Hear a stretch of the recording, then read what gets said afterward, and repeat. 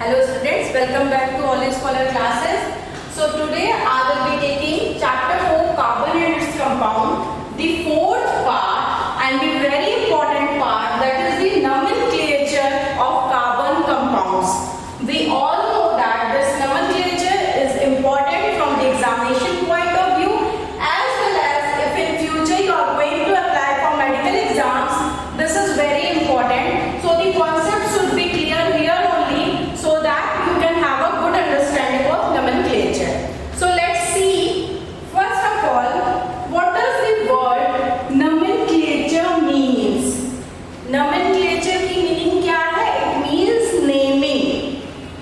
What does it mean? Naming.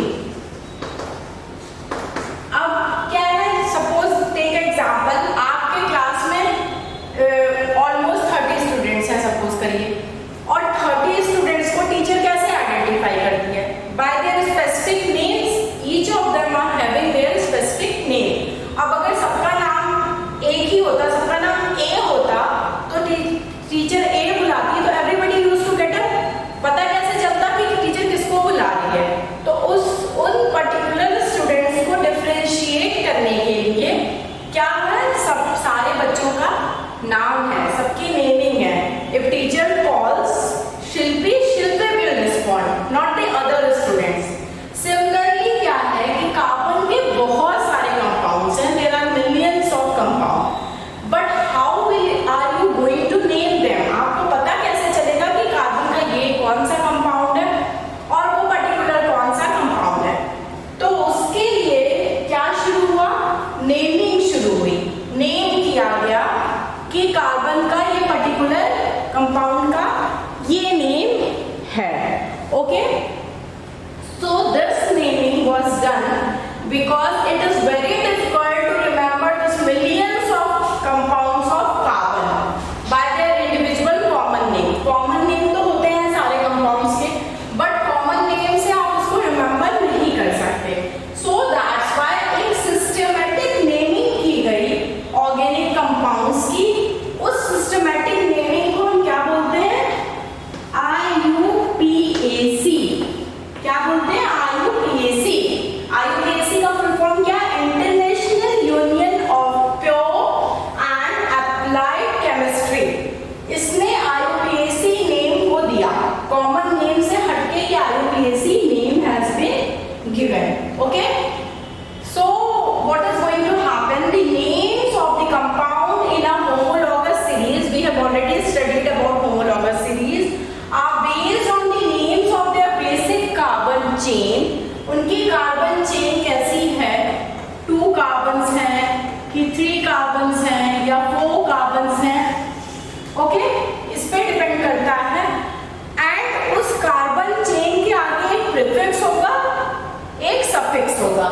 Okay, ये particular carbon chain है, इसके आगे एक प्रीफिक्स लगेगा और पीछे एक सफिक्स लगेगा. ओके, तो इस तरीके की नेमिंग की गई, जिससे कि एक हर फंक्शनल ग्रुप के लिए, जिससे कि हर पर्टिकुलर कंपाउंड का एक अपना पर्टिकुलर IUPAC नेम हो. Okay, so let's start about the steps that are to be followed for naming a carbon compound. So the first very thing we have to see that we have to identify the number of carbon atoms present in a particular compound. Okay? उसके basis पे number of carbon atoms present है, उसके basis पे naming कैसे होगी? तो वो क्या होगा? suffix. It is going to be a suffix. क्या हम लोग यूज करेंगे उसमें? Okay? तो if one carbon is there, meth, 2 carbon, eth, 3 carbon, prop, 4 carbon, but, 5 carbon, pen, and for 6 carbon, hex. Okay, ये हो गया. अब क्या है कि अगर we have already studied about saturated and unsaturated carbon. अगर saturated carbon है, mean saturated carbon कौन से थे?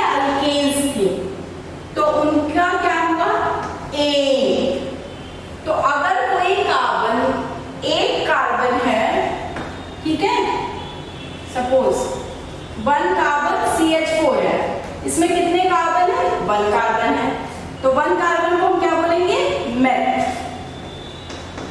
मेथ हुआ। और उसके बाद इसके बीच में बॉन्डिंग कौन सी है? सिंगल बॉन्डिंग है। तो सिंगल बॉन्डिंग वाले कौन से थे? एन, अल्केन वाले एन। तो meth plus ane, what is that? Methane. It is methane. Okay. Similarly अगर डबल बॉन्ड होता है, ठीक है, सिंगल बॉन्ड के लिए तो हमने देख लिया एन है, और डबल और ट्रिपल के लिए क्या है? अगर डबल बॉन्ड है तो ईन, और अगर ट्रिपल बॉन्ड है तो आइन। ओके। अनसैचुरेटेड में दो थे, एक तो अल्कीन्स थे, अल्कीन्स का ईन और अल्काइन्स का आइन। अब सपोज एग्जांपल लेते हैं, 2 कार्बन है, C2 है, डबल बॉन्ड है H के साथ, ठीक है। C का 2 इधर हो गया, okay, 1H is C2 is there.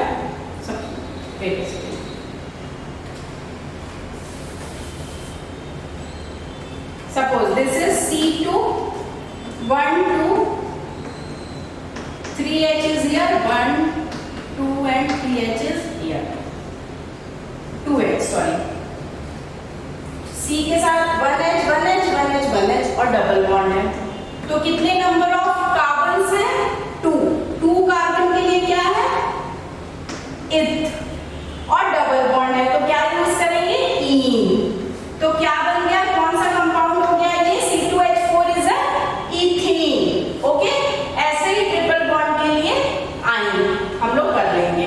तो जो सबसे फर्स्ट चीज है when we are naming a carbon compound here, to count the number of carbon atoms present, उसके हिसाब से meth, eth, prop, but, pen, hex लगाएंगे हम। ओके। और अगर सिंगल बॉन्ड है तो एन लग जाएगा, डबल है तो ईन लग जाएगा, ट्रिपल है तो आइन लग जाएगा। ये तो पहली चीज हो गई। अब अगर किस, ये तो वो हो गए जिनके में फंक्शनल ग्रुप नहीं प्रेजेंट है, बस कार्बन है, हाइड्रोजन है और डबल या सिंगल या ट्रिपल बॉन्ड्स हैं। अब हम फंक्शनल ग्रुप्स भी पढ़ चुके हैं, we have studied about functional groups. तो in the compounds which are going to have functional groups, वो कंपाउंड्स जिसमें क्या होगा? फंक्शनल ग्रुप प्रेजेंट होगा। तो it is indicated by a name of a compound, either by giving a prefix और a suffix, ठीक है। अब फंक्शनल ग्रुप में हम बात करें तो क्लोरीन है, Cl हेलोजन वाले, और ब्रोमीन हेलोजन का Br। तो क्लोरीन का हम प्रीफिक्स लगाते हैं क्लोरो और ब्रोमीन का लगाते हैं ब्रोमो। ओके। ये हो गया आपका हेलोजन ग्रुप का, इसमें सफिक्स नहीं लगता है, क्रोमो और ब्रोमो। ओके। अगर सपोज करिए क्लोरोप्रोपेन, ब्रोमोप्रोपेन, ब्रोमोप्रोपीन, ओके, प्रीफिक्स हो जाएगा, वो स्टार्टिंग हो जाएगा वो, ठीक है।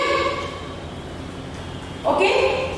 प्रीफिक्स पहले लगेगा, क्लोरो पहले आएगा, बाकी बाद में, ब्रोमो, प्रोपेन, इस तरीके से, ठीक है। अब बात करते हैं हम लोग और भी फंक्शनल ग्रुप्स जो प्रेजेंट हैं, जैसे कि alcohol is there, alcohol is having OH है अल्कोहल, तो अल्कोहल में हम सफिक्स लगाएंगे, that is ol, OL all.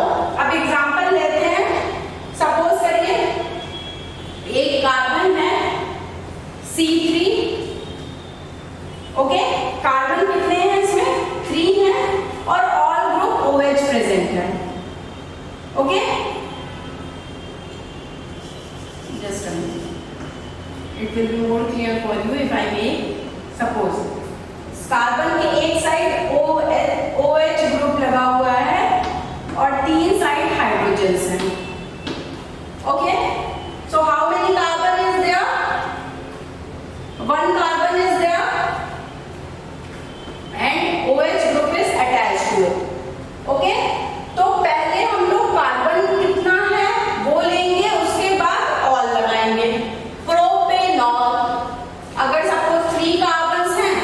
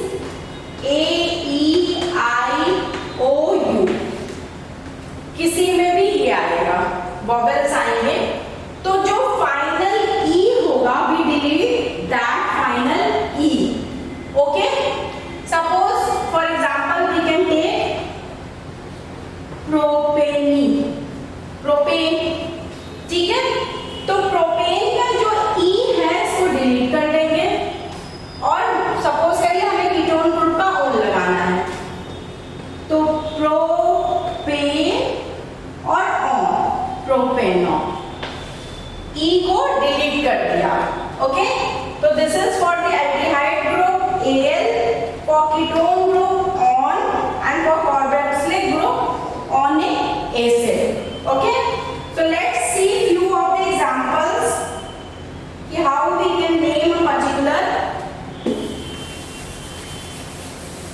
compound. Okay, अब नेमिंग करते हैं कुछ कंपाउंड्स की. फॉर एग्जाम्पल सबसे पहले देखते हैं हेलो अल्केन्स का. Haloalkanes. ओके, अब हेलो अल्केन्स में क्या है आपका? अल्केन्स तो है ही.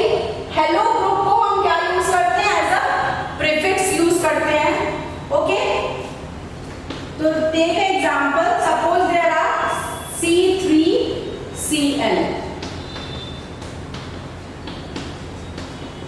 ओके, अब यहाँ पे क्या कौन सा ग्रुप लगा है? Cl group. Cl group means chlorine लगा है. It's a chloro group. Chloro comes in prefix.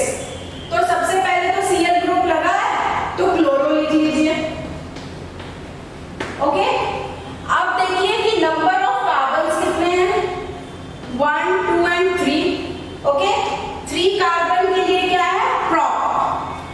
तो क्लोरो प्रोप हो गया. अब कौन सी बॉन्डिंग है इनके बीच में? सिंगल है कि डबल है या ट्रिपल है? तो हम देख सकते हैं इनके बीच में सिंगल बॉन्डिंग है. तो सिंगल के लिए क्या था? ए. तो क्लोरोप्रोपेन. ओके, इस कंपाउंड का नाम क्या हो गया? क्लोरोप्रोपेन. ऐसे ही सपोज करिए Cl की जगह Br लगा हुआ हो. अभी हम बस हेलो अल्केन्स की बात कर रहे हैं. सपोज यहाँ पे Br लगा है. Okay, bromo. Bromo also comes in prefix. कोई भी हेलोजन हो, any halogen that comes in a prefix.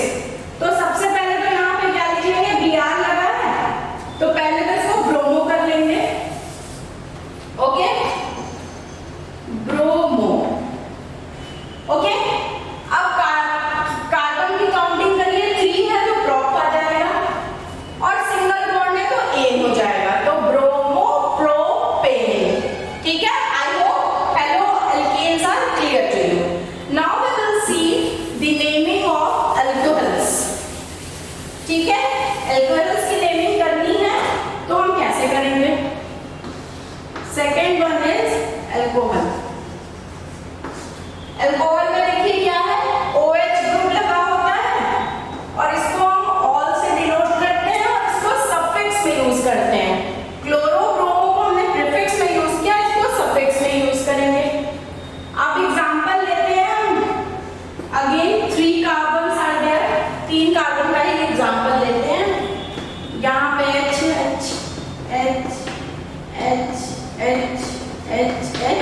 और यहाँ पे OH ग्रुप अटैच्ड है. OH ग्रुप कौन सा ग्रुप है? अल्कोहल का ग्रुप है. ऑल लगा है. चूंकि ये सफिक्स है तो प्रीफिक्स में क्या आएगा? कार्बन के आएंगे. तो 1, 2, 3 3 कार्बन का प्रोप. तो पहले तो हमने ले लिया प्रोप. ओके, अब क्या हम लेंगे? सिंगल बॉन्ड्स है सबके बीच में प्लस ए. और कौन सा ग्रुप है? अल्कोहल ग्रुप है. ऑल. ओके, ऑल ले लिए. Sorry, OL. ओके, ऑल ले लिए. लेकिन जैसा कि अभी मैं आपको बताई थी, if there are any vowel so that E is to be deleted. अब वोवेल आ रहा है लास्ट में, ये E डिलीट हो जाएगा. तो क्या बचा यहाँ पे? प्रोपेनॉल. इस कंपाउंड का क्या नेम हो गया? Propanol. Okay, so this was for alcohol.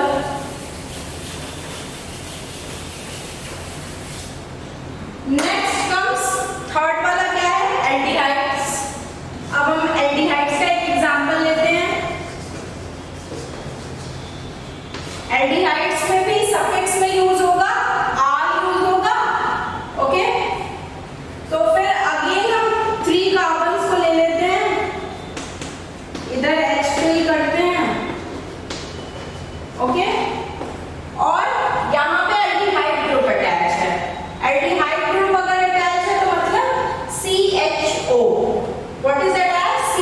CHO, तो C के साथ H और O के साथ double bond, okay,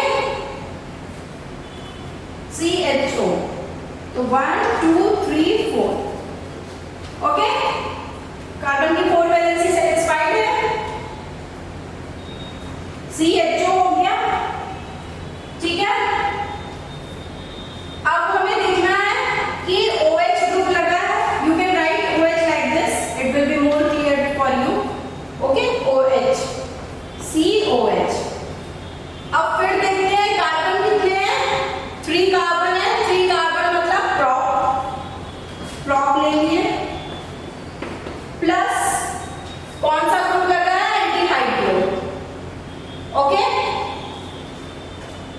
aldehyde group लगा है, मींस CHO लगा है, ओके, तो क्या ले लिए हम लोग, R ले लिए, और सिंगल बॉन्ड है, sorry single bond is there, तो पहले N ले लिए फिर R ले लिए। अब फिर से वही बात आती है, क्या है यहाँ पे, वॉवेल लगा हुआ है, तो vowel is to be deleted, now we will take propane R, okay, this is an aldehyde group। अब नेक्स्ट ले लेते हैं हम लोग एक कीटोन ग्रुप के एग्जांपल को, ओके,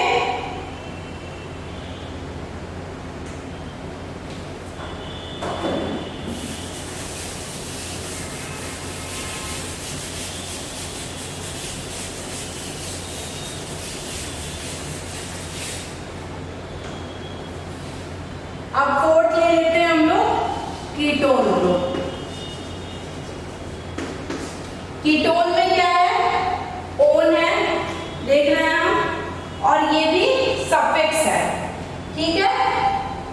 फिर से लेते हैं, CO है, पहले तो हम 3 कार्बन्स लेते हैं, हाइड्रोजन को फिल करते हैं,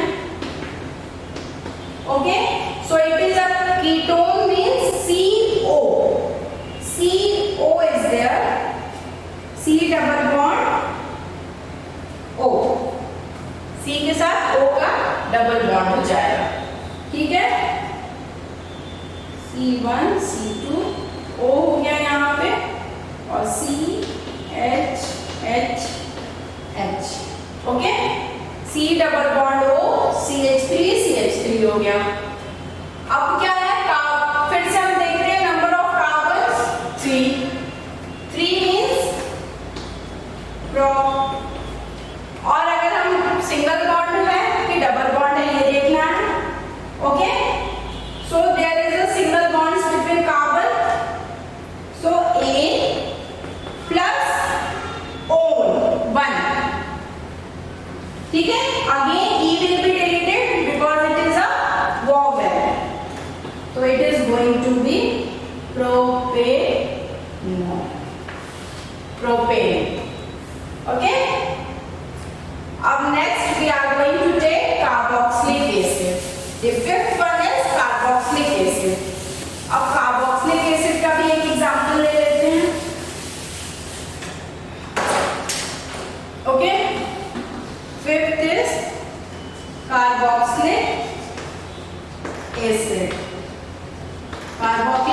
कार्बोक्सिलिक एसिड, तो ये भी क्या है, प्रीफिक्स में आएगा, सॉरी सफिक्स में आएगा, ऑनिक एसिड है, सो लेट्स टेक 3 कार्बन्स, और ऑनिक्स इसका क्या है, C double bond OH, okay, C double bond OH,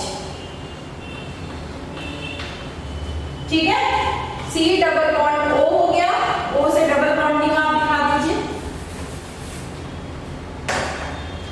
here you can write O, okay, and OH is here, 1 2 3 4, carbon की 4 वैलेंसी सेटिस्फाइड हो गई।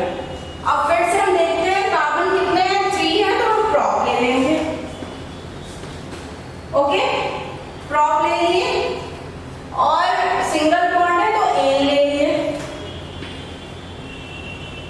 ओके,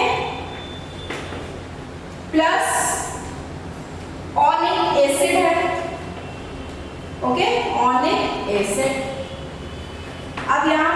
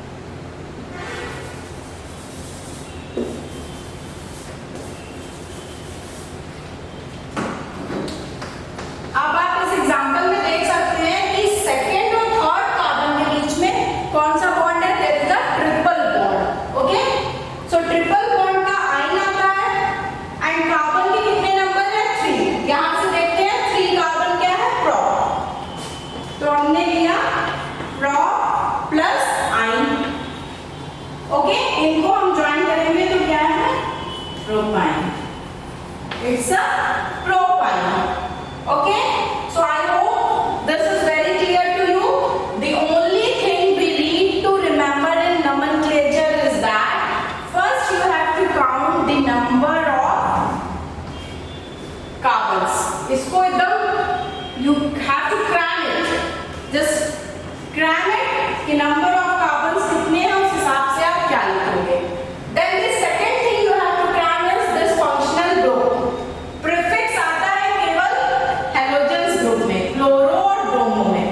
बाकी सब है suffix.